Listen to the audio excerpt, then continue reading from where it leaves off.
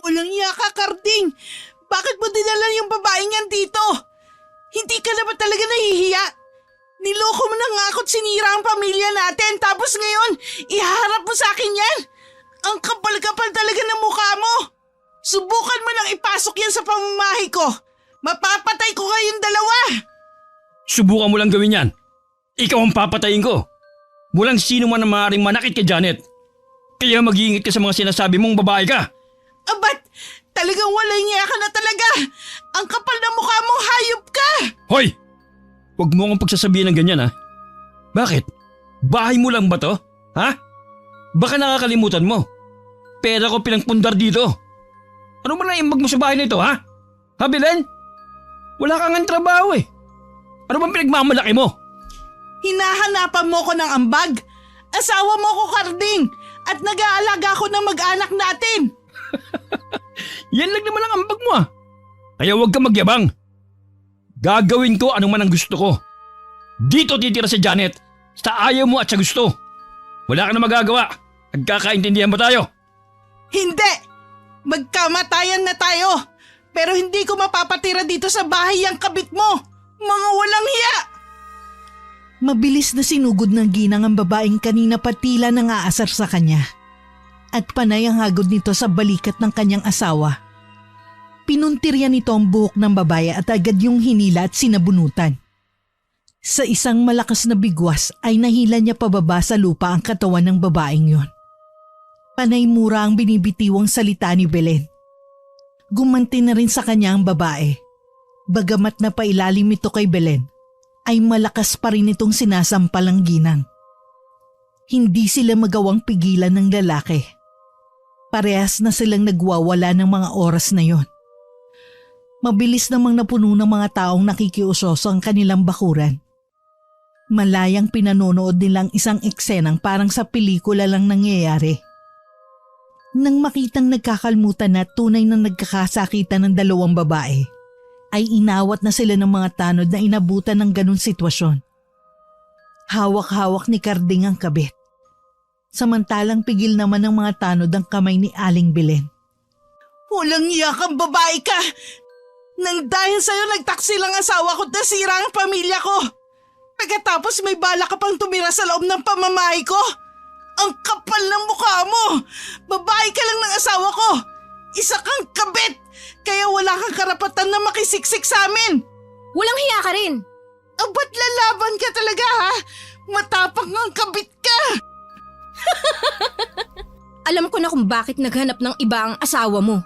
Siguro mas maganda, humarap ka sa salamin para makita mo na losyang ka. At mukha kang madumi. Nakakadiri ka. At ako pa ngayon ang nakakadiri. Hoy, malanding babae! Ikaw ang mas nakakadiri! Dahil hindi mo nagawang pakalmahin yung katinangkipay mo. Maski alam mo may asawa yung lalaki, nilalandi mo. Ikaw ang marumi, hindi ako. Ah, ganun? Maski ano pang sabihin mo, akin na ang asawa mo. Ako nang bagong mahal niya ngayon. Wala ka naman maipagmamalaki sa akin eh. Kundi yung kapirasong papel ng kasal niyo. Gusto mo punitin ko pa yun sa harap mo? Bitiwan niyo ako! Bitiwan niyo nga ako at kakalbuhin ko tong malanding babae na to! Tama na, Belen! Buntis si Janet! Huwag mo siyang sasaktan dahil baka mapano yung bata! Anong sinabi mo? Nabuntis mo tong babae na to? Oo, tama ang narinig mo. Kaya kung ako sa'yo, itigil mo na yung mala-armalite mong bunganga. Dahil kung hindi, mapipilitan akong masaktan ka pa sa paraang hindi mo alam at inaasahan. Sisiguraduhin kong mahihirapan ka. Kasama ang iba mo pang pamilya. Pati na rin ang sarili mong anak. Dahil sa pagtaas ng tensyon at galit, muli nga nagsabunutan ng legal na asawa at ang kabit ni Mang Karding. Ilang sandali, nang mapatungan ni Aling Belen si Janet, pinagsasampal niya ito ng malakas hanggang sa magdugo ang labi nito at mamula ang buong mukha. Kitang-kita sa ginang ang labis na pagkagigil lalo na nang marinig na buntis ito at ang asawa niyang ama. Ngunit natigil din yun nang hatakin siya ng asawang si Mang Karding at inihagis kung saan. Napaaray siya at napahawak sa bewang. dahil tumama yun sa matigas na batong nakausli sa lupa. Dali-dali namang lumapit ang anak nilang si Julia upang siya'y alalayan. Hindi rin maiwasan ng bata ang mapaiyak dahil sa nasaksihang pag-aaway ng kanyang mga magulang. Tay, tama na po! Bakit po kayo nag-aaway? Bakit po kayo nagsasakitan? Ang sabi niyo sa akin, mahal niyo ang isa't isa. Bakit kayo nagkakaganito? Hindi ko kaya makita nag-aaway kayo. Pakiusap, itigil niyo na po to. Tanungin mo yung nanay mo kung bakit kami nag-aaway. Kung hindi dahil sa bunganga niya, hindi ako magkakaganito. Kung pinagbibigyan niya lang ako gabi-gabi, hindi sana ako hahanap ng ibang babae.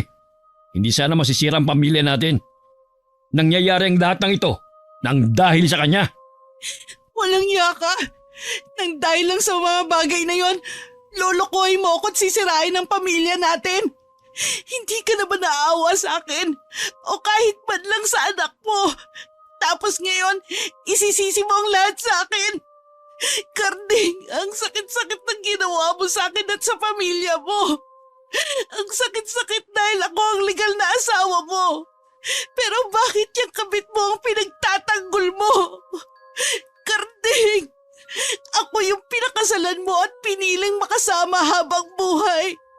Hindi ang babaeng ipinalit mo sa akin. At ngayon, palalaman ko pang buntis siya. Hoy!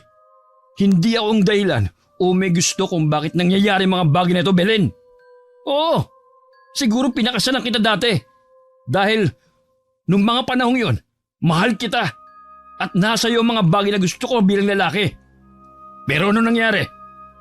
Simula nung magkaanak tayo, nagbago ka na. Mula sa pananamit, pananalita, pagkilos at maging ang mukha mo, nag-iba na.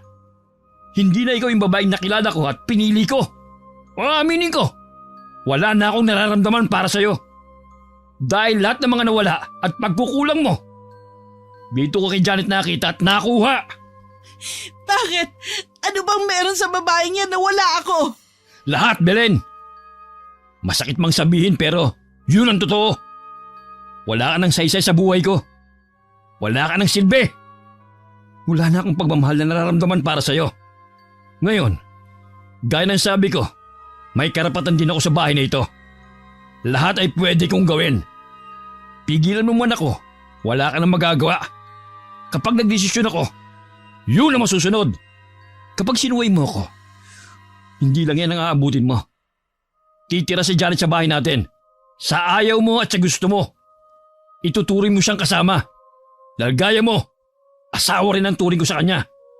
Lahat ng karapatan na mayroon ka, meron din siya. Lahat na makikita sa loob ng bahay, sa kanya rin. At hindi mo siya pwedeng ituring na iba. At ikaw, Julio, igalang mo ang nanay Janet mo. Tamang narinig mo, nanay. Nanay ang itatawag mo sa kanya. Dahil asawa ko na rin siya. Kapag hindi mo siya tinuring na ina, makakatikim ka sa akin. Kapag nagpasulsul ka sa inay mo, sabay ko kayong palalayasin sa bahay natin. Nagkakaintindihan ba tayo? Opo, Itay. Susundin ko po lahat ng mga sinabi ninyo. At ikaw, Belen, huwag ka nang kumontra pa. Siguro naman ay mong manirahan sakali kasama ng anak mo, hindi ba? Ay mo rin siyang mawala ng ama. Dahil lumaki kang kulang sa pagmamahal ng isang magulang. Sundin mo lang ang patakaran ko at sisiguraduhin kong magkakasundo tayong lahat. Ayoko rin mabalita ang inaapi mo tong si Janet. Alam mo nang buntis siya. At kapag may nangyaring masama sa anak namin, alam mo na ang mangyayari. Janet, tara. Pumasok na tayo sa loob. Oh, narinig mo ang asawa mo ha? Sana naman, kahit yun lang sundin mo para hindi ka niya iwan. Huwag ka ring mag-alala. Magkakasundo tayo. Lalo na kapag naglatag na ako ng iba pang patakaran sa bahay mo. Sa bahay natin. Pasok na ako ha. Baka kasi mapano pa si baby. Kapag may nangyari sa kanya, magagalit ng sobra ang asawa mo. At isa pa, makakatikim ka sa akin ng mga bagay na pwede mong pagsisihan habang buhay. Wala nga magawa si Belen kundi ang pagmasdan na lamang ang kanyang asawa. at kabit nito habang pumapasok sa loob ng kanilang pamamahay. Mas lalo rin siyang naiyak nang yakapin siya ng anak na si Julio at panayang sabing magiging maayos din ang lahat. Yun man ang nasa isip ng anak, pero alam niya sa sariling mukhang kailanman ay hindi na maibabalik ang dati. Na hindi na magiging buo ang masaya at kahanga-hangang pamilya nila noon. Tama ang asawa niyang si Carding. Lumamig ang kanilang pagsasama dahil simula nung magkaanak sila, hindi na ito muling nakipagsiping sa asawa. Hindi dahil sa ayaw, kundi iniisip niya lang ang maaaring mangyari kapag nagkaroon sila ng maraming anak. Hindi sapat ang kinikita ng kanyang asawa mula sa pagbubukid nito. Kaya't alam niya magiging mahirap ang kanilang sitwasyon kung marami ang susuportahan sa loob ng bahay nila. Tama rin ang asawa sa isa pa nitong tinuran. Nawala na rin ang pag-aayos niya sa sarili. Dahil simula nga ng magkaanak, ay hindi na niya yung iniisip pa. Maraming ginagawa at tinaasikaso sa loob ng bahay. Kaya naman wala siyang oras sa mga bagay na yon. Tanggap na niyang naging losyang siya. Dahil totoo namang kinalimutan niya ang pag-aayos sa sarili para maibigay ang 100% niyang pagsiserbisyo sa kanyang mag-ama. Wala rin naman siyang sariling pera para ipambili ng mga gamit na pampaganda sa kanyang sarili. Hindi naman niya magawang gamitin ang perang ibinibigay sa kanya ng asawa dahil madalas ay kulang pa nga ito sa kanilang mga pangangailangan. Kahit na ganon, kailanman ay hindi niya pinabayaan ang pamilya. Minahal niya ang anak na si Julio. Inaasikaso to at pinag-aaral upang marating ang mga pangarap sa buhay balang araw. Samantala, hindi niya rin nakakalimutang asikasuhin ang asawang si Carding. Kapag dumarating ito galing bukid, nakahanda ng pagkain nito at pamalit ng mga damit. Yun nga lang minsan, umuwi itong lasing kaya't hindi maiwasan na magbunganga o magdaldal siya. Hindi dahil sa nagagalit siya, kundi iniisip nito ang perang nagastos na pwede sanang ilaan sa iba pang mahahalagang bagay. Gaya ng pagkain, gamit sa bahay at iba pa. Isa pa ay nag-aalala siya sa asawa. Alam kasi niya na kapag nagkasakit ito, wala naman siyang aasahan sa mga barkada niya. Dahil tulad din naman sila na isang kahig isang tuka. Ang pagiging lasinggero ng asawang madalas nilang pinag-aawayan. Nung una kasi, maski umuwi na to ng halos madaling araw at tila pagod na pagod, ay hindi na lang niya pinapansin ito. Hindi na yun kumakain at dumediretso na lamang sa loob ng kwarto upang matulog. Nagpatuloy ang ganung gawi. Hanggang sa makarating na nga kay Aling Belen ang hindi kaaya-ayang balita. Nakikita raw ang asawa niyang may kasamang ibang babae. Noong una, hindi siya naniniwala. Pero nang siya mismo ang makakita, labis na galit ang naramdaman niya ng mga sandaling yon. Kinausap naman niya ang asawa pero dahil sa likas itong matigas, hindi yun nagpatinag at patuloy na itinatanggi ang akusasyon ng asawang babae. Hanggang sa dumating na nga ang puntong dinala na ito sa mismong pamamahay nila. Pagpasok sa loob, nakita ni Aling Belen na kumakain ng asawang si Mang Carding kasama ang kabit nito. Upang maiwasan ulit ang tensyon, pinapasok niya na lamang ang anak na si Julio sa loob ng kwarto nito. "Hintayin mo ko sa kwarto ha. Kukuha lang ako ng pagkain mo." "Sige na, pumasok ka na sa loob anak. Mamaya na lang ulit tayo mag-usap ng itay mo, okay?" Sige po, inay. Sana magkabati na kayo at maging maayos na ang lahat. Hindi po kasi ako makakatulog ng mahimbing mamaya kapag naiisip kong magkaaway kayo ni tatay. Ayoko rin po masira ang pamilya natin. Hindi masisira ang pamilya natin, anak. Huwag mo nang isipin ang mga nangyari kanina. Sige na, pumasok ka na. Ako na ang bahala sa lahat. Saka isama mo na rin si Brownie. Kanina pa tahol ng tahol yan. Naninibago lang siguro sa bisita natin. Nang makapasok nga si Julio kasama ang aso nito, dumiretso naman si Aling Belen sa kusina upang kumuha sana ng pagkain. Ngunit napahinto siya dahil sa pagsasalita ng kabit na si Janet. Saan ka pupunta? Kukuha ka ba ng pagkain? Nako, Belen. Isa pa yan sa idadagdag kong patakaran sa loob ng bahay natin. Hindi ka pwedeng kumain, pati ang anak mo, kapag hindi pa kami tapos ni Karding. Hindi kasi ako sanay na may nauuna sa akin kumain eh. Gusto ko, ako lang ang palagi nauuna. Maselan kasi ako. Kapag may sumubay sa pagkain ko, nagagalit ako at nawawala ng gana. Ano naman ang kinalaman at paki ko sa nararamdaman mo? Bahay ko to at legal akong asawa. Kaya't gagawin ko ang gusto ko. Hindi mo ko pwedeng pagbawalan sa mga bagay-bagay, lalo na sa pagkain ng anak namin. Pagkain niyo ng anak mo? Hindi ba kay Karding galing ang kanin at ulam na nilulunok niyo? Narinig mo naman siguro ang asawa mo kanina. Kapag sinabi niya, yun ang masusunod. Karding, mahal ko, ayaw kong pakinggan ng asawa mo. Gusto ko lang naman maunang kumain eh. Baka mapano yung anak mo kapag sumama ang loob ko. Gusto mo ba lumaki ang sanggol na ito sa sama ng loob? Naglilihi pa naman ako ngayon. Naku, ewan ko lang kung ano magiging itsura nito. Kung yung pangit mong asawa ang mapaglilihian ko. Abay, matindi. Kapal talaga ng mukha mo, pati yung sanggol gagamitin mo sa kawalang yaan. Oy, Belen. Siguro naman naiintindihan mo yung mga sinabi ko sa labas kanina, di ba? Hindi ka naman siguro bingi at may utak ka naman para mag-isip. Sundin mo mga sinasabi ni Janet para hindi tayo magkaproblema. Kapag ayaw niyang kasabay kayo sa pagkain, sundin mo. Kapag gusto niyang mauna kami, sundin mo. Uulitin ko. Kapag may nangyari sa anak namin dahil na-stress si Janet, mayayari ka talaga sa akin. Oh, hindi mo ba narinig ang asawa mo? Umalis ka na sa harap ko at hintayin mo na lang kami na matapos sa pagkain. Bago kayo kumain ng anak mo. Dagdag ko rin sa patakaran natin ha. Ayaw ko nang makita yung aso ninyong napakaingay. Pagpasok ko rito, hindi tumitigil sa kakatahol. Nakakainis pakinggan at nakakasama ng pakiramdam. Mamaya maapektuhan din ng asong yan ang pagbubuntis ko. Ikaw, baka magalit itong si Karding sa'yo. Ayaw mo naman sigurong mangyari yun, di ba? Pati ba naman aso pinagdidiskitahan mo? Paano ka ba binuo ng magulang mo? Wala ka talagang modo.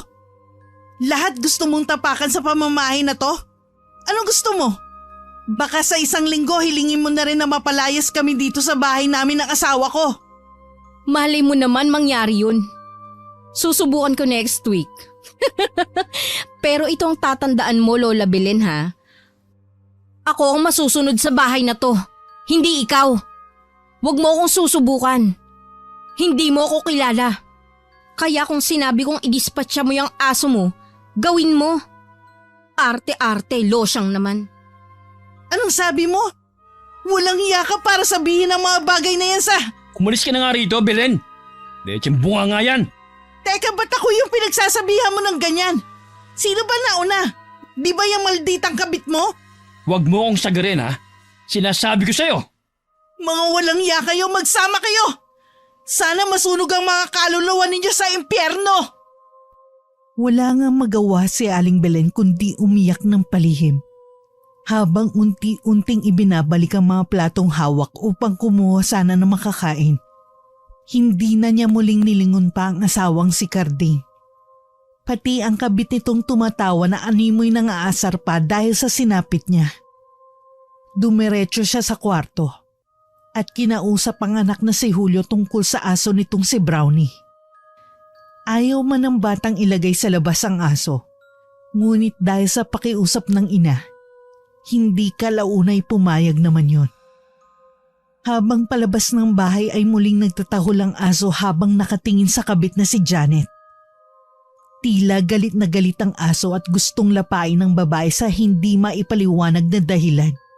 Mula sa likod ng kanilang bahay, itinali ng ginang ang asong si Brownie sa isang matibay na poste.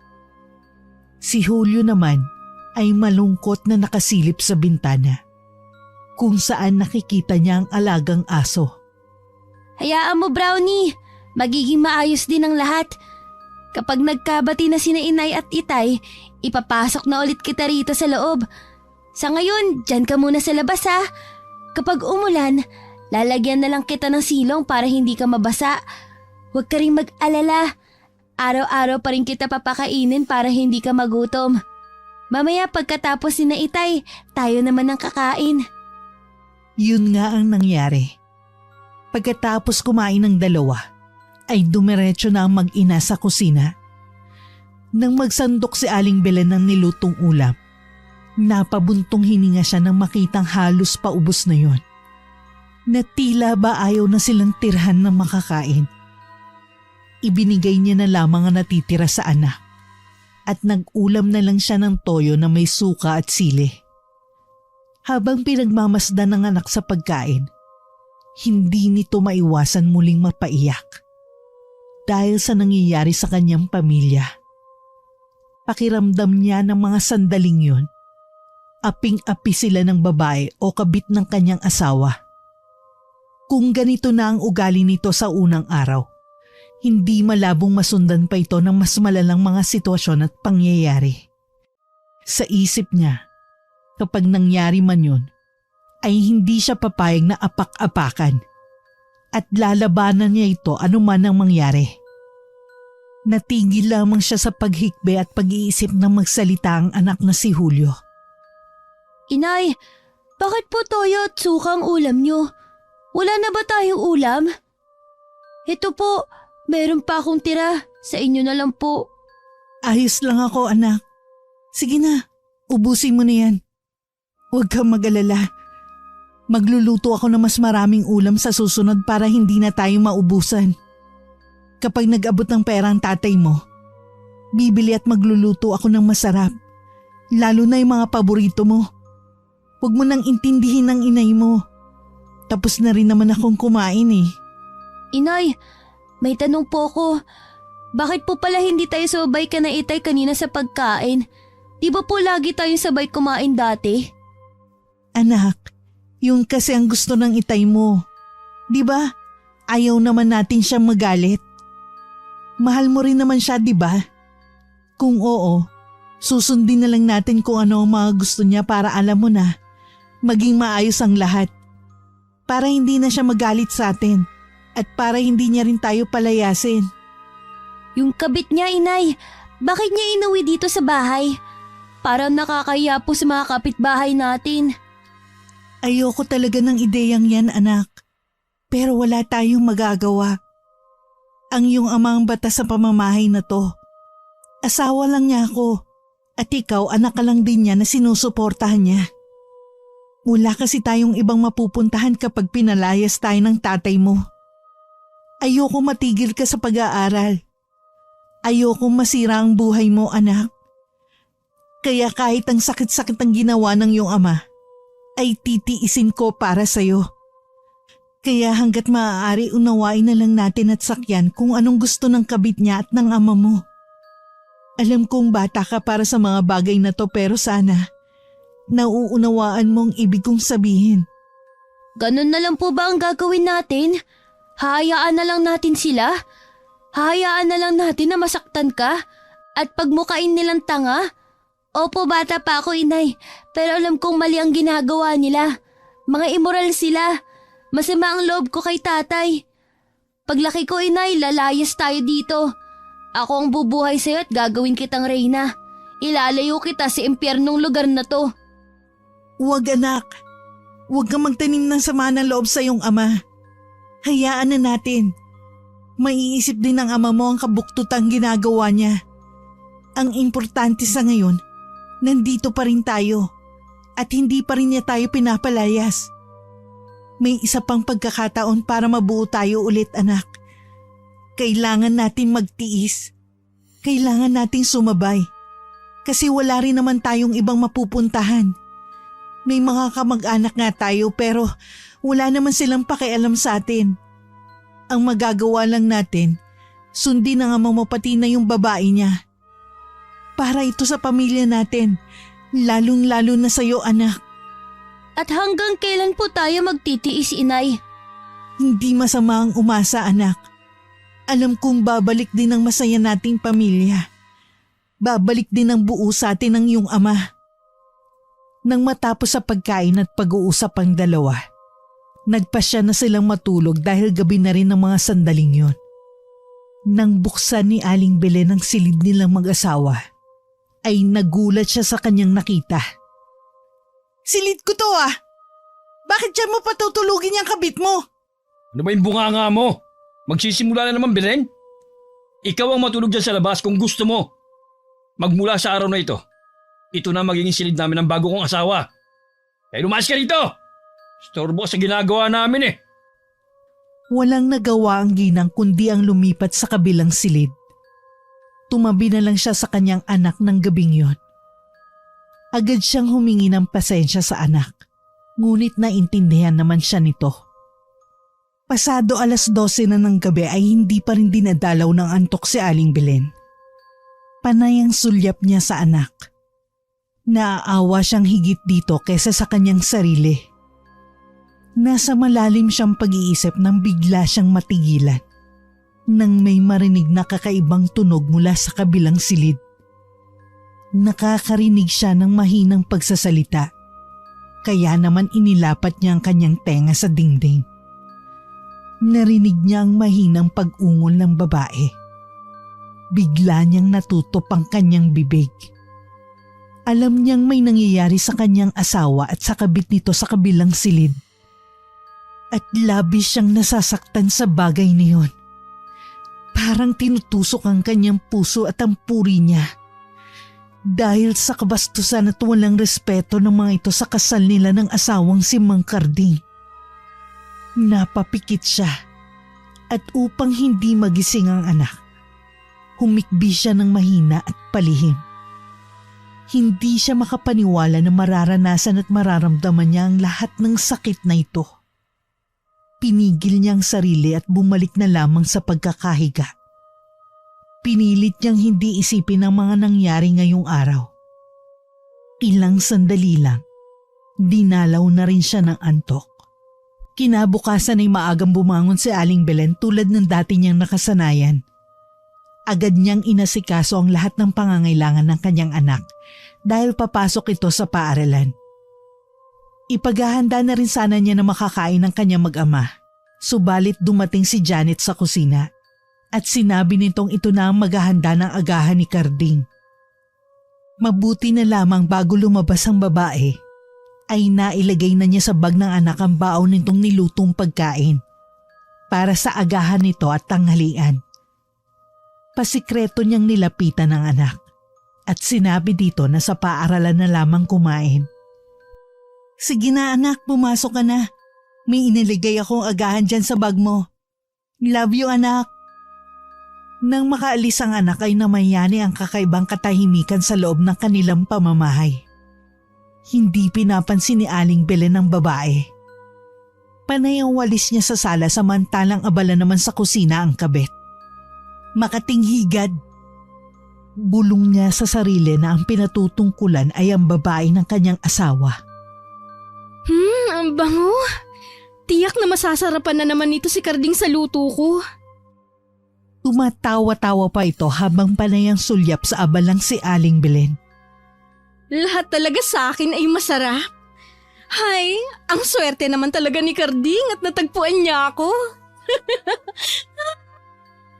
Humunot ang noo ni Aling Belen sa narinig na yon. Alam niyang nananadya ang babae na asarin siya sa sarili niyang pamamahay. Ngunit pinigilan na lamang niya ang sarili na patulan ng kabulastugan nito. Pinili niyang manahimik dahil mamaya ay alam niyang sila na lamang dalawa ni Janet ang maiiwan sa bahay na yon. Karding, mahal ko, ito na yung baon mo. Mag-iingat ka dun ah. Alam mo namang delikado sa bukid. Mamaya madisgrasya ka. Paano na lang kami ng anak mo? Ayaw ko lumaki siya ng walang ama. Huwag kang mag-alala. Palagi ako mag-iingat para sa inyo ni baby. Ay nako, buti ka pa. Palagi mo akong inaasikaso. Palagi mong pinaparamdam na mahal mo ako. Hindi gaya ng iba dyan. Pinakasalan mo nga. Hindi ka naman tinuturing na asawa. Siyempre iba ako, mahal. Kaya nga minahal mo ko, di ba? Dahil bukod sa maganda ako, Maasikaso pa at maaruga. Kailanman, hindi ako magsasawa sa'yo. Mamahalin at aalagaan kita habang nabubuhay ako. Ganon din ako, mahal. Hindi kita iiwan at ipagpapalit pa sa iba. Buhay ko man ang maging kapalit. Ikaw lang ang mamahalin ko habang buhay. Talaga, mahal? Grabe, sobrang tumataba ang puso ko dahil sa mga sinasabi mo. Nalulungkot tuloy ako dahil pupunta ka na ng bukid. Alam kong isang araw ka lang doon pero hindi ko maiwasang mag-alala. Alam mo na, maiwan ako sa piling ng masungit mong asawa. Mamaya kung anong gawin yan sa akin. Paano kapag nangyari yun? Hindi ako papayag na mangyari yon, mahal. Hoy, ikaw Belen. Huwag mong sasaktan o susungitan to sa Janet ha. Kapag may sinumbong to sa akin pag uwi ko, alam mo na ang mangyayari. Kapag may kailangan siya, ibigay mo kaagad. Hindi siya pwede magkikilo sa bahay dahil nagdadalang tao siya. Nagkakaintindihan ba tayo? Masama man ng loob. Tumango na lamang si Aling Belen mula sa mga sinabi at bilin ng asawang si Mang Carding. Nang makaalis ito, inihatid na rin niya ang anak sa sakayan upang makapasok na yun sa paaralan. Nang makauwi, nakita niyang nakaupo si Janet sa labas ng kanilang bahay. Habang nakangiti sa kanya gaya kanina, tila nang aasar. Huy, Belen! Malinis ka ngayon ah. Naligo ka ba't nag-ayos ng sarili? Naalala mo siguro yung sinabi namin kahapon kung bakit gusto kang iwan ng asawa mo, no? Kung noon mo pa ginawa yan, di sana hindi naghanap ng iba yung asawa mo. Napakayabang mo talagang magsalita, no? Baka nakakalimutan mo, kabit ka lang ng asawa ko. Kaya huwag kang umasta na parang ikaw ang legal at nagmamayari ng bahay namin. Siguro sa ngayon, oo, mahal ka niya dahil may anak kayo.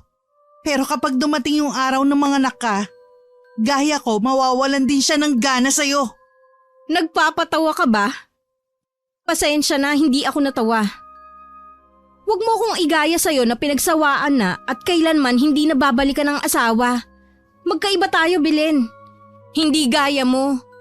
Marami akong pamamaraan para manatili si Carding sa piling ko. Marami akong kayang gawin para hindi niya ako iwan. At mahalin pa habang buhay. Anong pinagsasabi mo? Kung tutuusin, hindi naman tayo nagkakalayo eh. Tao ka rin naman gaya ko at isa pa. Teka, ginayuma mo ba ang asawa ko? Yun ba ang pamamaraan na tinutukoy mo kanina? Sumagot ka! May ginawa ka ba sa asawa ko? Kaya siya nahulog sa'yo at niloko ko? Kapag sinabi ko bang oo, maniniwala ka? Kahit wala namang gayuma, sigurado akong iiwan ka ng asawa mo at pipiliin niya ako. Ibig sabihin may ginawa ka nga sa kanya.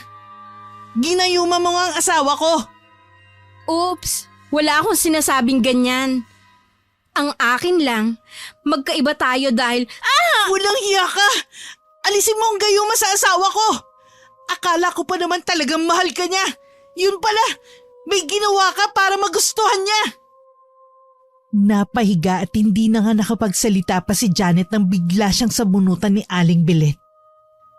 Nagpagulong-gulong sila at nagpatuloy sa pagsasampalan at paghahampasan. Dahil gaya kahapon, walang may gustong magpatalo sa kanila. Hanggang sa umabot na nga sa pangangalmot si Janet at tila pa humaba ang mga kuko nito.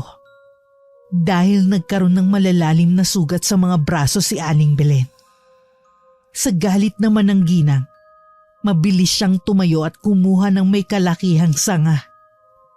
Sige, subukan mong ihampas sa akin yan. Isusumbong kita sa asawa mo si Carding. Hindi mo alam ang mangyayari sa'yo. Tigilan mo ang pang-aaway mo sa akin. Gusto mo bang umalis sa sarili mong pamamahay? Hala sige, saktan mo ako at mangyayari ang sinasabi ko. Wala akong pakialam. Mapatay ko lang ang babaeng ng gayuma at tumagaw sa asawa ko. Humanda ka. Pagbabayaran mo ang paninirang ginawa mo sa pamilya ko. Muli nga sumugod si Aling Belen at malakas na hinampas ang ulo ni Janet. Ngunit nanatili yun sa tindig at napayuko lamang sandali. Nang mag-angat ito ng tingin, kitang-kita ni Aling Belen ang nanlilisik na mga mata nito. Napatingin din siya sa parte ng ulo nito na kanyang hinampas. Labis ang pagtataka ang nararamdaman ng ginang dahil hindi ito nagtamo ng kahit anong sugat. Kahit alam niyang napakalakas ang hampas na ginawa niya. Kamatayan ba ang tinutukoy mo? Halika! Ibibigay ko sa'yo, Belen! Sa bilis ng pagsugod, hindi yun agad napansin ng ginang. Kaya naman napahiga siya sa lupa. Nakaramdam siya ng pagkahilo dahil tumama ang ulo niya sa isang matulis na bato. Nang mapatingin siya sa harap, nakita niyang nakapatong sa kanya si Janet habang galit na galit. Samantala, habang nasa ganong sitwasyon, ay panay naman ang tahol ng asong si Brownie. Bago mo ako mapatay, Belen, uunahin na kita. Hindi mo alam kung sino ang kinakalaban mo. Hindi mo alam na kusa kang humaharap sa kalabang hindi mo kakayanin. Gusto mo bang makita kung paano ako magalit? Hindi mo gugustuhin ang sasapitin mo. Umalis ka sa harap ko! Alam ko kung ano ka, Janet. Ginayuma mo ang asawa ko kaya't alam kong may lahi kang mangkukulam. Kung hindi man, isa kang halimaw. Dahil sa mga ipinakita mo mula nang tumuntong ka sa pamamahay ko. Mali ka nang iniisip, Belen. Mas nakakatakot pa ako sa mangkukulam at halimaw na sinasabi mo. Gusto mo makita? Humanda ka! Papatayin na! Ay! Bago makagawa ng kahit anong pagkilo si Janet, bigla na lamang siyang napatalsik at nanlalaban ng lapain ng asong si Brownie. Nakawala na pala ito dahil sa labis na pagtatahol at pagpupumiglas. Dahil nga sa naririnig na nasasaktan ng among si Aling Belen. Napayuko ang kabet habang patuloy na pinagkakagat ng aso. Sa kaba at takot na nararamdaman, mabilis na tumayo si Aling Belen at hinila ang alagang si Brownie. Nang makuha, agad niya yung binuhat at sinuri ang sinapit ni Janet. Muling nanlaki ang kanyang mga mata dahil sa pagtayo ng kabet, gaya kanina, ay nakita niyang wala itong kahit anong sugat. Ilang sandali, tumitig ito sa aso. At mas nagulantang ang ginang dahil tila nagkulay pulang mga mata nito. Matapos bigla na lang nagwawala si Brownie at nagpupumiglas na animoy natatakot sa kanya. Bigla itong nabitiwan ni Aling Belen at nagtatakbo yon sa malawak na gubat. Hinabol at sinundan nito ng ginang. Sandali pa siyang napalingon kay Janet at alam niyang hindi siya namamalikmata. May mga nakita siyang kakaiba rito, kaya't alam niya ring mukhang nasa kapahamakan ng kanyang pamilya.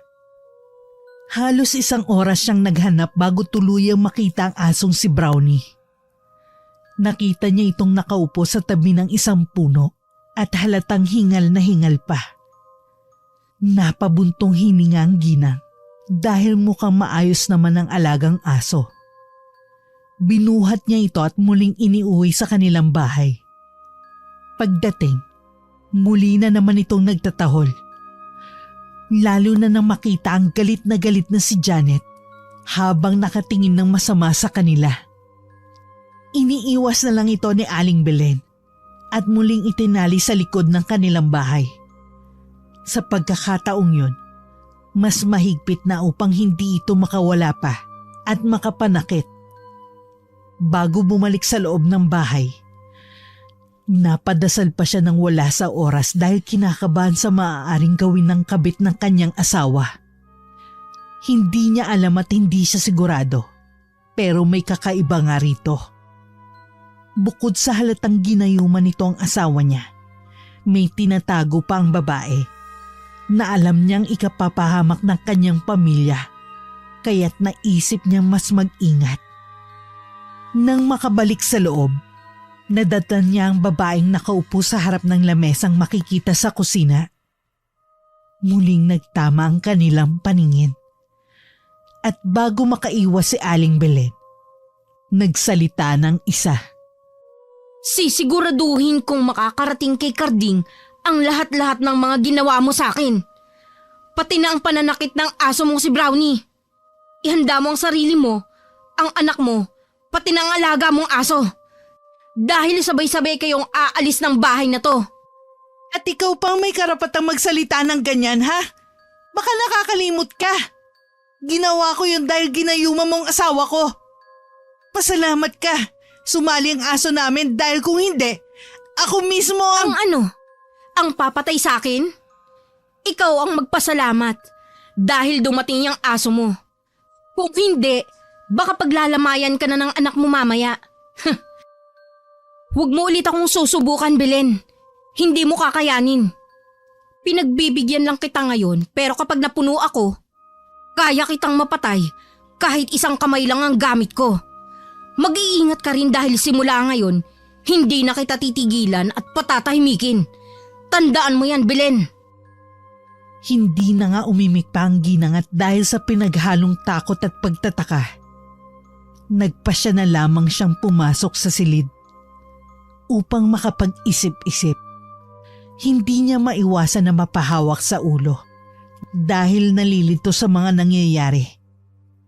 Alam niyang may mali pero hindi niya maisip kung ano o tungkol saan yun.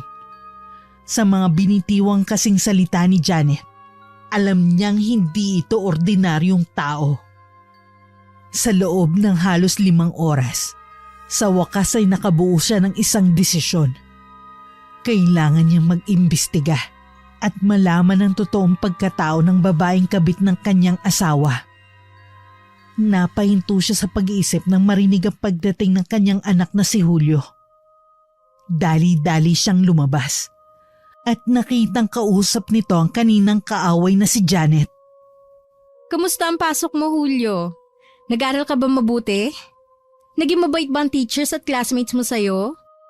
Opo, naging maayos naman ang lahat sa school, Nanay Janet. Mabuti naman kung ganun. Kung inaaway ka sa school, sabihin mo lang sa akin dahil kaya kong... Anak, halika. Pumasok ka na sa kwarto mo. Magbihis ka dahil ipaghahanda na rin kita ng merienda mo. Hindi mo ba nakikita, Belen? Nag-uusap kami ng anak mo si Julio. Napakabastos mo naman kung... Wala akong pake. Anak ko si Julio. Kaya't ako magdidesisyon kung sino man ang mga pwede niyang kausapin. Sige na anak, pumasok ka na sa kwarto mo. Yun nga ang ginawa ng bata. Pagkatapos dumiretso na rin si Aling Belen sa kusina para ikuha ng makakain ng anak. Hindi na niya pinansin pa ang nangaasar na si Janet. Dahil alam niyang away na naman ang patutunguhan kung sakasakaling bigyan niya ito ng pansin at atensyon. Isa pa, kailangan niya ring maghanda para sa mga sasabihin sa asawang si Carding. Alam niyang may gulo na namang mangyayari mamaya. Inay, nag-away na naman ba kayo ni Nanay Janet? Para po kasi may nangyari kanina. Ang gulo po kasi ng buhok ninyo. Isa pa, may mga sugat din po kayo sa braso. Sinaktan ka po ba niya, Inay? Huwag mo nang isipin kung ano man ang mga nangyari, anak. Makinig ka sa mga sasabihin ko. Simula ngayon, huwag ka nang lalapit at makikipag-usap sa Nanay Janet mo, okay? Hindi siya magandang impluensya sa'yo. Bakit naman po, Inay? Maayos naman po siyang kausap. At isa pa, mukhang mabait naman po siya. Baka magalit din po ang itay kapag hindi ko pinansin si Nanay Janet. Baka po mag-away na naman kayo. Anak, mas alam ko kung anong makakabuti sa atin ng itay mo. Siguro, yun nga ang bilin niya sa'yo. Pero kahit ngayon lang, ako muna ang pakinggan at sundin mo. Huwag ka munang lalapit at makikipag-usap sa Nanay Janet mo. Kapag may ginawa siya o may nakita kang kakaiba, sabihin mo agad sa akin. Kahit takutin ka pa niya o pagbantaan, sabihin mo ang lahat-lahat sa akin, anak. Naiintindihan mo naman siguro ako, no? Opo, Inay. Sige po, susundin ko po lahat ng mga sinabi niyo. Nagpatuloy nga sa pag-uusap ang mag-ina sa loob ng silid. At nahinto lamang yon na marinig ni Aling Belen na dumating ng kanyang asawa na si Mang Carding. Mabilis naman niyang sinabihan ng anak na huwag lalabas at manatili lamang sa kwarto. Siya naman ay agad na dumiretso kung nasa ng dalawa. Ilang sandali. Nagulat na lang siya nang biglang nag-iiyak ang kabit na si Janet sa harap ni Mang Karding. Nagdadrama na animoy inapi niya ito ng sobra-sobra. Karding, mahal ko. Sabi ko sa'yo, mahirap na maiwan akong mag-isa rito eh. Kanina pag alis mo, sinaktan ako ng asawa mong si Belen. Bigla na lang siyang nagalit at sinugod ako kahit na alam niyang wala naman akong kalaban-laban. Pinagsasasampal niya ako at pinaghahampas kanina. Pagkatapos noon, nakawala rin yung aso ninyo kaya sinugod din ako nito. Grabe yung sinapit ko kung alam mo lang. Bigla pang sumakit yung tiyan ko eh. Akala ko mawawala na si baby. Matapos yung sabihin ni Janet, bigla na lamang sinugod ni Mang Karding ang nanonood at nakikinig na asawang si Aling Belen. Sinakal niya yun ng mahigpit at isinandal sa dingding ng kanilang bahay. Nang higpitan nito, halos kapusin ng paghinga ang ginang at kitang-kita niya ang galit sa mukha ng asawa. Pinagsabihan at binantaan na kita kanina. Pero anong ginawa mo? Sinaktan mo pa rin si Janet? Ganyan na ba talaga kasama ang ugali mo, Belen? Gusto mo na ba talagang umalis sa pamamahay na ito? Gusto mo ba talagang mawala ng ama ang anak mo? Sige, pagbibigyan kita. Karding, pakinggan mo muna yung mga sasabihin ko. Sinungaling ang babaeng yan. Nagawa ko lang naman siyang sugurin dahil siya mismo ang nagsabi sa akin na ginayuma ka niya. Nagumamit siya ng ibang pamamaraan para mapaibig ka. Huwag kang maniwala sa kanya, mahal ko. Bakit ako gagamit ng gayuma kung talaga naman nagmamahalan tayo? Alam mo yan sa sarili mo. Mahal mo ako dahil yun ang sinisigaw ng puso mo, Karding. Nagsisinungaling yung asawa mo. Grabe ka sa akin, Belen. Matapos mo akong saktan kanina at muntik pang mamatay ang bata sa tiyan ko. Ngayon ay pinagbibintangan mo pa ako sa mga bagay na wala namang katotohanan. Labis-labis na ang pang-aabing ginagawa mo sa akin. Ganyan ka na kadesperada, Belen?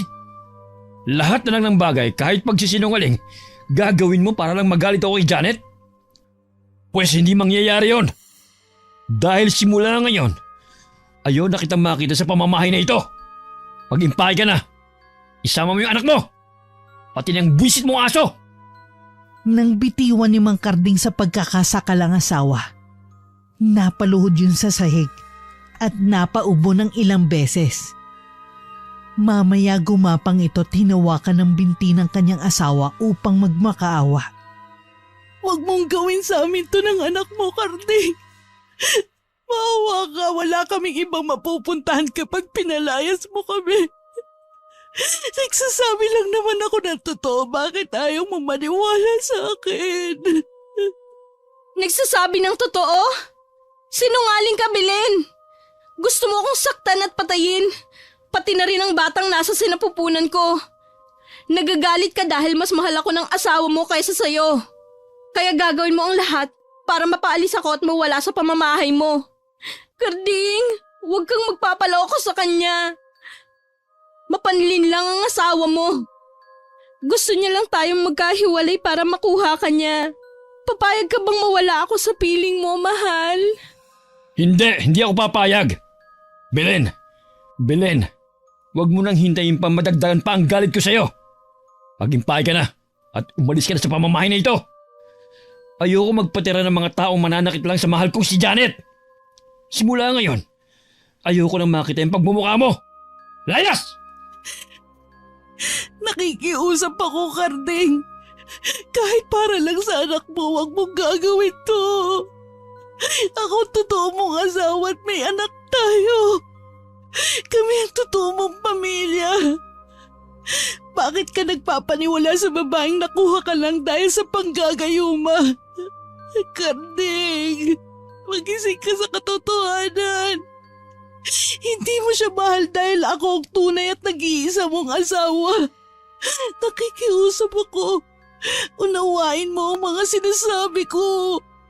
Kailanman ay hindi ka mauunawaan ng asawa mo, Belen. Dahil sinungaling ka. Bakit paulit-ulit mong sinasabi ang gayuma? Bakit mo patuloy na nililito at nilalason ang isip ng asawa mo? Mukhang tama nga siya. Desperada ka na. Kaya lahat na lang ng bagay at paraan ay gagawin mo. Mautulang ulit siya. Alam kong alam mo ang totoo, Janet. Alam mo, hindi ako nagsisinungaling dahil ang mga sinasabi ko kusang lumabas sa bibig mo kanina. Ginayuma mo ang asawa ko at hindi ako titigil hanggang sa mapatunayan ko yun. Hindi mo na kailangang patunayan yun, Belen. Dahil gaya nga ng sinabi ko, lumayas ka na sa pamamahay na ito. Hindi mo ba ako narinig? Gusto mo bang kalad ka rin pa kita palabas? Sige, halika! Ako na mismo maglalabas sa'yo sa bahay na ito! Karding! Huwag maawa ka, Karding! Nakikiusap ako! Kaawa-awang ang tingnan si Aling Belen nang hawakan ito ni Mang Karding sa buhok at dahan-dahang hinila palabas ng kanilang bahay. Labis na pagmamakaawa ang ginawa ng ginang. Ngunit buo na ang desisyon ng asawa na palayasin siya sa sariling pamamahay. Dahil lamang sa mga sumbong at kasinungalingan ng kabit na si Janet. Tumatawa pa yun dahil tila natutuwa sa sinapit niya. Mula sa kamay ng sariling asawa.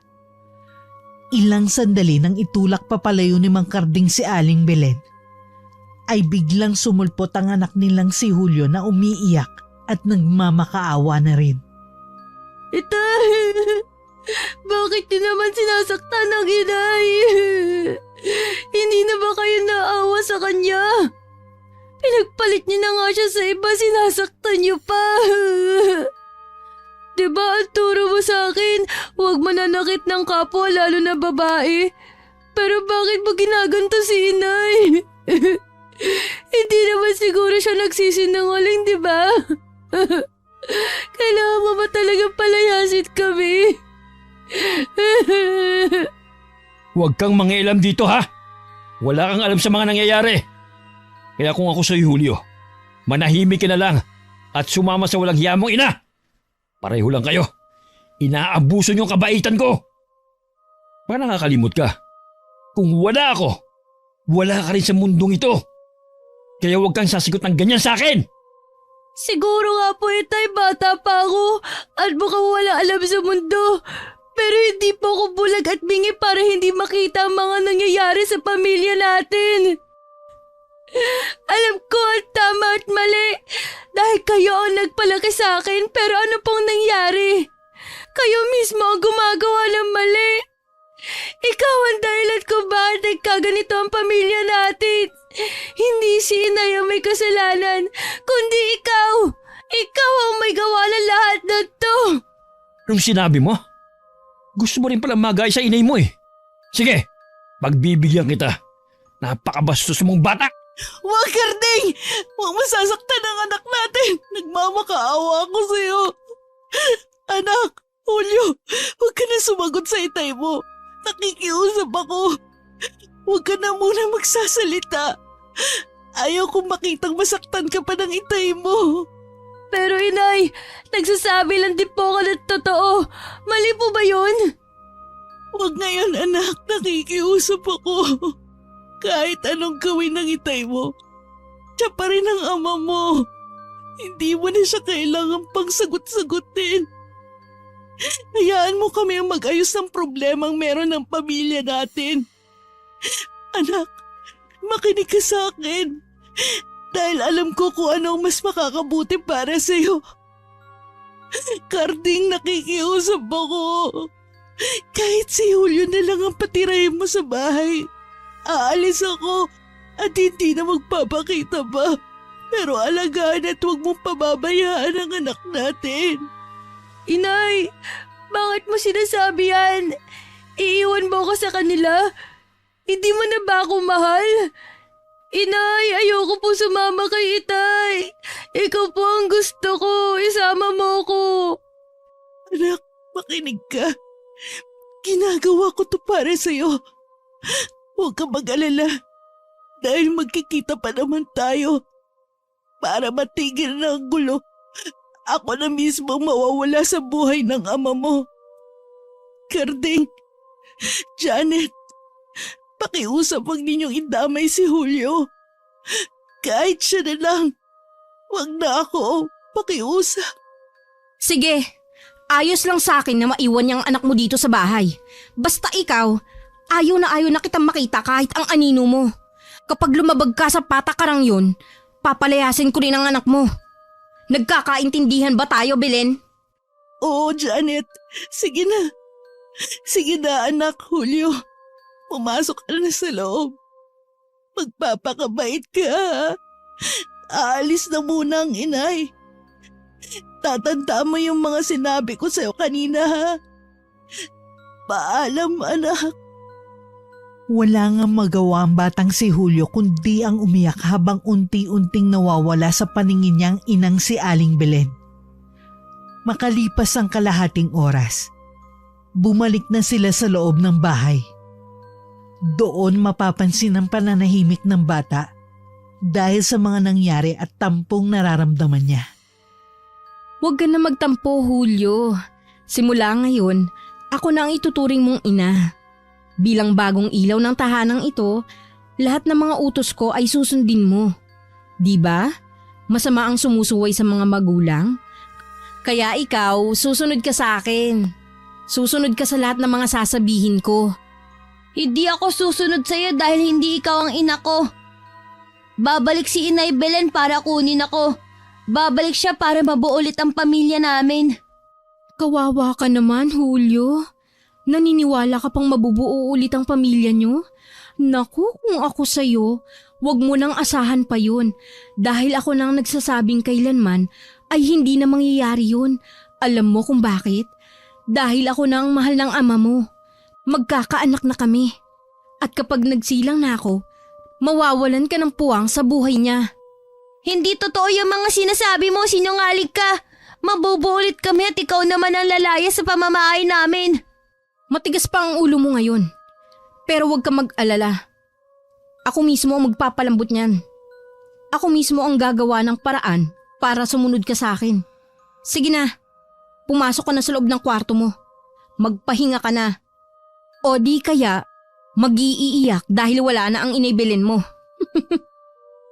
Pumasok na nga sa kanyang silid ang bata at gaya ng sabi ng isa, umiyak nga siya ng umiyak dahil wala na sa tabi ang nanay niya. Hanggang sa kusa na nga siyang makatulog.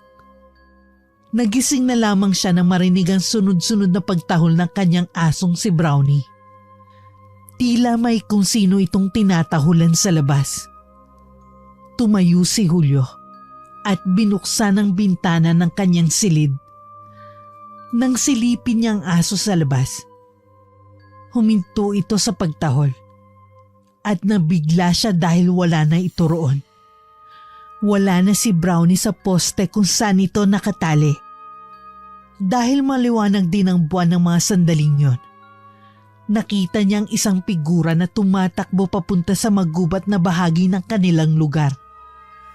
Sa takot na baka kinuha ang aso niya, mabilis siyang gumawa ng mga hakbang palabas ng kanilang bahay. Pinuntahan niya ang tinahak na direksyon ng hinihinala niyang magnanakaw. Pagdating sa gubat, napahinto at napatago siya sa isang malaking puno nang makita ang kanyang nanay Janet. Hawak-hawak ng babae ang walang buhay niyang aso. Napakaingay mong aso ka. Ngayon, hindi ka na makakatahol at kailanman hindi ka na makikita ng mga amo mo. Tamang-tama rin pala na binisit mo ko. Dahil ilang araw na akong uhaw sa karne. Pagkatapos kitang kainin, isusunod ko na ang isa mong amo. Lalo na kapag hindi siya nakinig sa akin. Nakaramdam nga ng takot at panginginig si Julio. Dahil makalipas lang ang ilang segundo, nilantakan at kinain ni Janet ang kanyang alagang aso. Binutas nito ang tiyan ng hayop at hinila ang mga lamang loob. Dahil doon, napaatras siya at dahan-dahang napabalik sa loob ng kanilang bahay. Nang makapasok ulit sa silid, agad niyang isinara ang binuksang bintana. Umupo siya sa kama at nagdasal na sana hindi siya narinig o nakita ng kanyang nanay Janet. Ilang sandali pa, napatingin siya sa pinto ng kanyang silid nang marinig ang mga yapak sa labas. Alam niyang nagmumula yun sa babae ng kanyang ama. Dahil doon, napahiga siya sa kama at nagtalukbong ng kumot. Muli rin siyang nanginig nang dahan-dahan bumukas ang pinto ng kanyang silid at doon isang nilalang ang pumasok. Marahang yung lumapit sa kanya. Kaya naman labis sa pagkabog ang kanyang dibdib dahil sa kaba at takot. Julio, alam kong gising ka pa. Wala kang narinig, nakita o nasaksihan kanina. Kapag nagsumbong ka, magagalit ako. Sige ka, gaya ng aso mo, kakainin din kita. Pagkatapos, isusunod ko rin ang nanay at tatay mo. Hindi mo naman gustong mangyari yun, di ba? O siya, matulog ka na. Malalim na ang gabi. Huwag ka nang lalabas ulit dahil baka kainin ka ng aswang. Nang sabihin yun ni Janet, maririnig pa ang mahinang tawa galing rito. Ilang sandali, lumabas na rin yun at sinara ang pinto. Nang masigurong wala na ay saka lamang napabuga ng hangin ng bata. Sa hindi inaasahan, bigla na lamang siyang napaluha dahil sa naramdamang labis na pagkatakot mula kay Janet. Bata pa man, pero alam at naiintindihan niya ang mga nangyayari. Hindi ordinaryong tao ang babae ng kanyang ama, kundi gaya ng sabi nito, isa siyang aswang. Ilang oras ang lumipas ngunit hindi na muling dinalaw pa ng antok si Julio. Hanggang sa tumilaok na nga ang manok dahil sa nag-umaga na. Upang masigurong hindi siya nananaginip o namamalikmata, mabilis niyang binuksan ang bintana at muling sinuri kung nandun ang alaga niyang asong si Brownie. Napalunok siya ng laway. Dahil gaya na nasaksihan kagabi, wala na ito roon at mukhang kinain nga ito ng kanyang nanay Janet. Mabilis siyang kumilos upang kausapin sana ang kanyang ama. Ngunit napatigil din siya nang makitang nandun din ang kabit nito. Oh Julio, gising ka na pala. Kumusta ang naging tulog mo? Halika, sabayan mo na kami ng itay mo sa pagkain. Tamang-tama dahil katatapos ko lang magluto ng sinangag at pritong itlog. Julio, tinatawag ka ng nanay Janet mo. Lumapit ka na at sumabay ka sa pagkain namin. Ang aga-aga, huwag mo akong iinisin at gagalitin. Sa takot na pagalitan ay mabilis na lumapit ang bata at umupo kaharap ang dalawa. Agad din naman siyang sinandokan ni Janet ng sinangag at ulam. Hindi magawa ng bata na makatingin sa mga mata ng babae habang inaasikaso siya nito.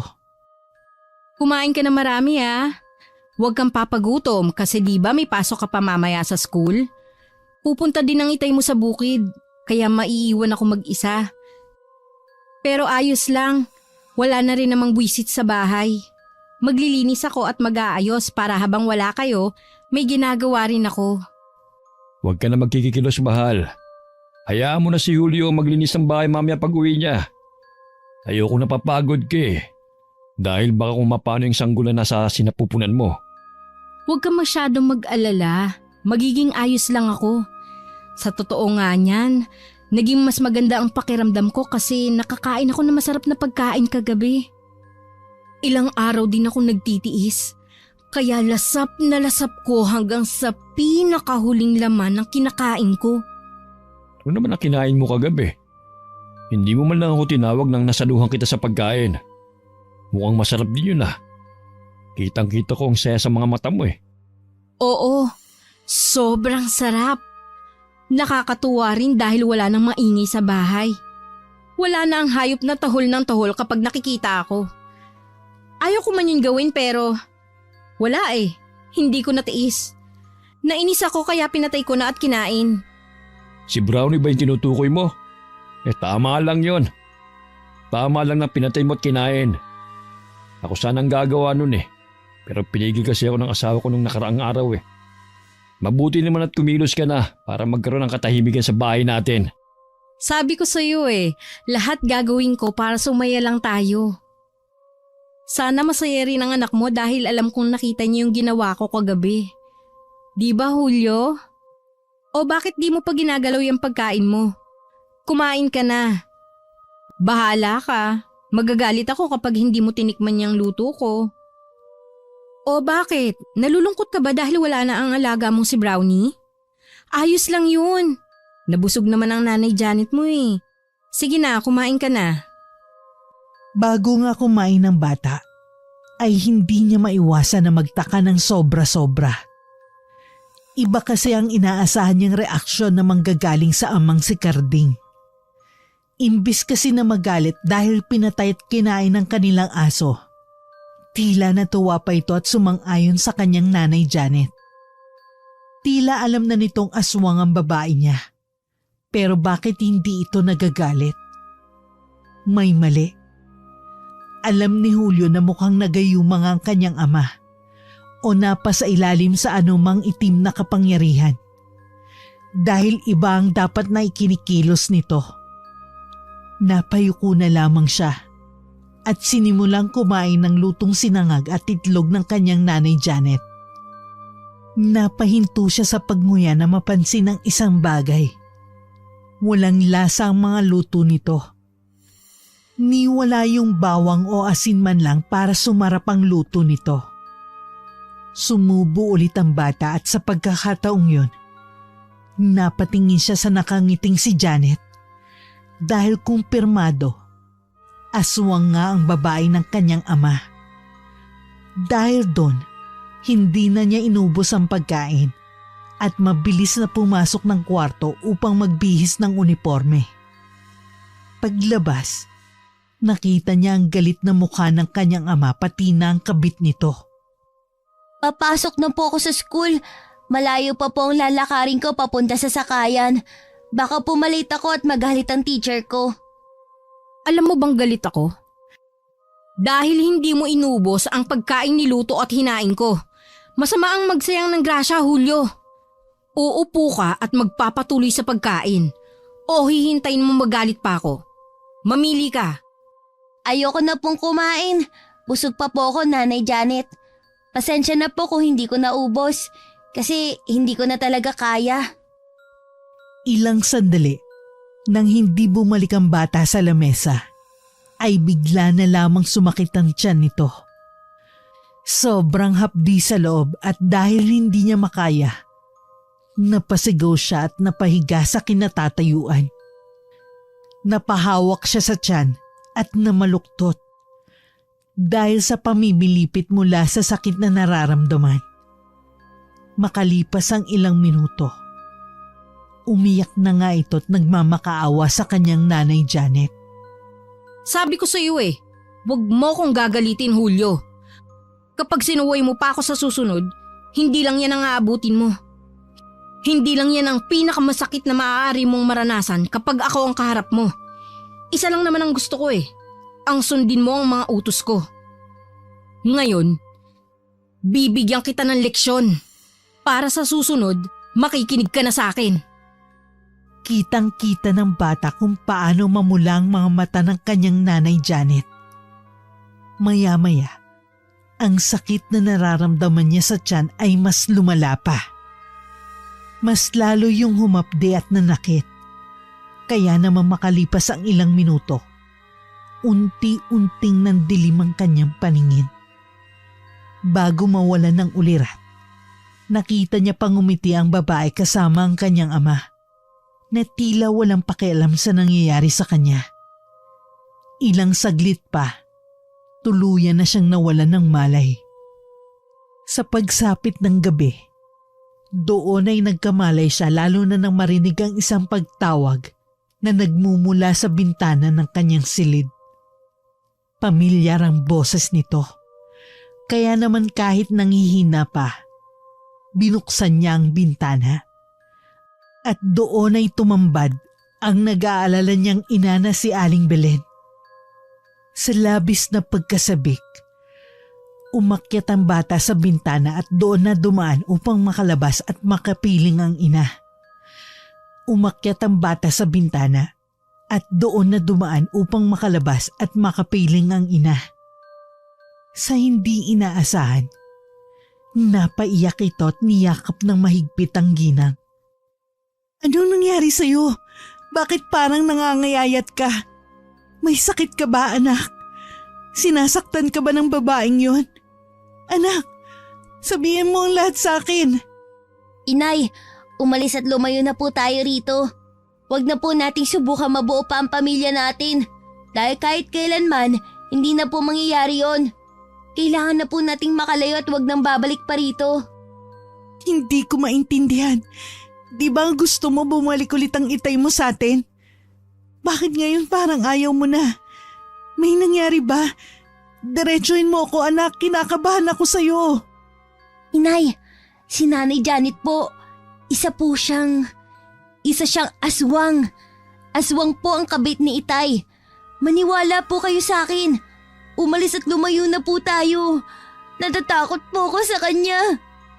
Ano? Aswang ang babaeng yun? Sabi ko na nga ba may mali sa kanya? Hindi lang pala siya mangkukulam dahil ginayuman niya ang tatay mo, kundi isang aswang. Huwag ka matakot, anak. Hindi tayo tatakas at matatakot sa kanya. Kailangan natin siya mapatay at mabawi ang itay mo. Huwag na po, Inay. Nakikiusap ako. Huwag mo nang isipin si Itay. Habang may pagkakataon, umalis na tayo at huwag nang babalik sa bahay na to. Maniwala po kayo sa akin. Nakakatakot si Nanay Janet. Hindi, anak. Sawa na ako sa pagtakas at paglayo. Papasok tayo sa loob para labanan at patayin ang aswang na yon. Kailangan kong makausap ang itay mo para malaman niyang totoo. Kapag narinig niyang aswang ang kabit niya, magagalit siya at hihiwalayan niya si Janet. Babalik na siya sa atin at mabubuo ulit ang pamilya natin. Hindi, Inay, huwag. Hindi niyo po ako naiintindihan. Kahit kausapin niyo si Itay, kailanman hindi niyo siya mapapaniwala. Kahit sabihin niyo pa sa kanya na aswang si Nanay Janet, walang mangyayari dahil mukhang alam niya na rin na, Napahintot napasigaw si Julio nang may mabalahibong mga kamay ang humahatak sa buhok at ulo niya. Ilang sandali, inilipad siya ng isang nilalang na may makapal at maitim na mga pakpak. Dinig na dinig pa sa buong paligid ang pagaspas at paglipad nito. Sa gulat at takot, mabilis na tumalon si Aling Belen at hinawakan ng mga paa ng kanyang anak. Nakipag-agawan siya sa nilalang na alam niyang isang aswang. Wag! Bitiwan mo ang anak ko! Halimaw ka! Inay, tulong!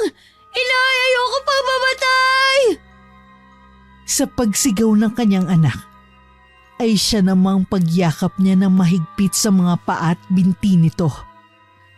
Ilang sandali, nang hindi na makayang bigat nila, ay ibinagsak sila ng aswang sa lupa. Nang makatayo, inalalayan at hinawakan ni Aling Belen ng mahigpit ang kamay ng kanyang anak. Nagmasid sila sa madilim na paligid dahil naririnig pa rin nila ang pagaspas ng malalaking pakpak mula sa aswang. Makalipas ang ilang minuto, tumigil yon at muling bumalot sa paligid ng nakakabinging katahimikan. Sumabay pa ang malamig na simoy ng hangin na talaga namang nakakadagdag sa kilabot na nararamdaman ng mag-ina. Mukhang tama ka nga, anak. Kailangan na nating lumayo sa lugar na to. Tayo na, bago pa bumalik ang aswang na yon. Anak, ano nangyayari sa'yo? Anak ko! Nang pagmasdan nga ni Aling Belen ang anak, ay nagulat siya. Nanginig yon at dahan-dahang napaluhod at napahiga sa lupa. Ilang sandali pa, nagsuka ito ng mabaho at kulay itim na likido habang tumitirik ang parehong mga mata. Anak! Anak! Huwag mo iwan ang inay mo, anak! Lumaban ka! Ngunit mas lalong lumakas sa paghikbi si Aling Belen nang biglang humito sa panginginig ang kanyang anak na si Julio. Nang suriin niya ang pulso at kalagayan nito, napanganga siya at nanlaki ang kanyang mga mata nang makumpirmang wala na itong buhay. Napatay na ang kanyang nag-iisang anak. Hindi pa man natatapos ang pagluluksa, ay napalingon siya sa kanyang likuran nang makarinig ng sunod-sunod na palakpak at pagtawa mula sa kabit ng kanyang asawa na si Janet. Nang tuluyang mapaharap doon, nakita niyang nasa tabi rin nito ang asawang si Carding na tila hindi nabigla sa mga nangyari at pagkamatay ng kanyang anak. Pasaway kasi ang anak mo, Belen. Sa bagay, may pinagmanahan kaya ganyan katigas ang ulo niya. Yan tuloy, nalason siya at namatay mula sa laway ng katulad kong aswang. Hayop ka! Bakit mo pinatay ang anak ko? Bakit mo dinamay ang batang wala namang kinalaman sa away natin? Bakit mo dinamay ang anak ko? Bakit? Gaya nga ng sabi ko, nagpasaway siya habang wala ka. Binigyan ko lang siya ng leksyon. Malay ko bang hahantong sa kamatayan ang pagpaparusa ko? Wala na akong magagawa kasi patay na siya eh. Ibig sabihin, wala ka ng anak, Belen. Carding! Hindi ka man lang ba magsasalita? Hindi ka man lang ba nakakaramdam ng galit kahit alam mong pinatay ng abusado mong kabit ang sarili mong anak? Carding, bingi ka ba? Patay na ang anak mo. Patay na si Julio. Pinatay siya ng kabit mong aswang. Carding, sumagot ka. Alam ko. Alam kong patay na ang anak ko, Belen. Tama lang ang pagdidisiplinang ginawa ni Janet. Tama lang na nilagyan niya ng laway sa katawan ng batang yan. Dahil pasaway siya. Yun dapat ang ginagawa ng isang magulang. Ang patayin ang mga batang matigas ang ulo. Hindi makapaniwala si Aling Belen sa mga narinig. Mas lalo siyang nagulat dahil kitang-kita niya kung paano magkulay pula ang mga mata ng kanyang asawa na si Carding. Ilang sandali, kasama ng kabit nito, ay unti-unti silang nanginig. Tila na maluktot at nagbago ng anyo.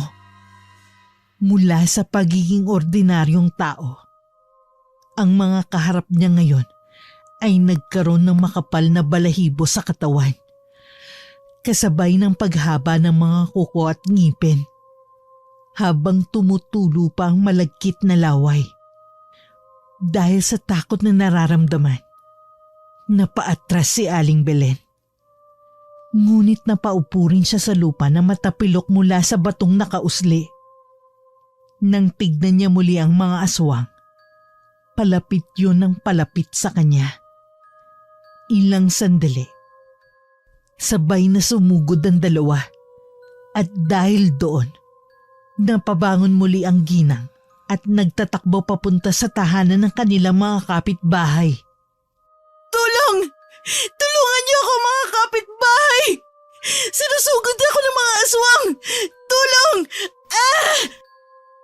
Napahawak siya sa ulo ng may mababalahibong mga kamay ang sumabunot sa kanya. Nang pagmasdan niya, nasa harap niya na ang asawang si Carding at nasa likuran naman ang kabit nitong si Janet. Sa takot na baka mapatay ng mga ito, siniko niya ang nasa likod at gamit naman ng tuhod, pinatama niya yung sa maselang parte na ngayon ay aswang na asawa.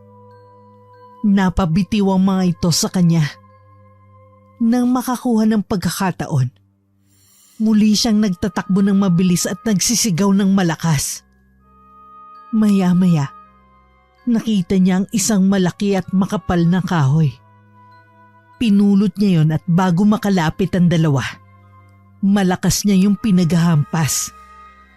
Ngunit hindi ito naging sapat dahil makalipas lamang ang ilang minuto. Nahawakan siya ng asawa sa braso. Gamit ang matutulis na kuko sa isang kamay, sinaksak nito si Aling Belen sa tiyan. Ilang segundo, napasuka yun ng dugo. Dahan-dahan namang lumapit ang natatawang si Janet.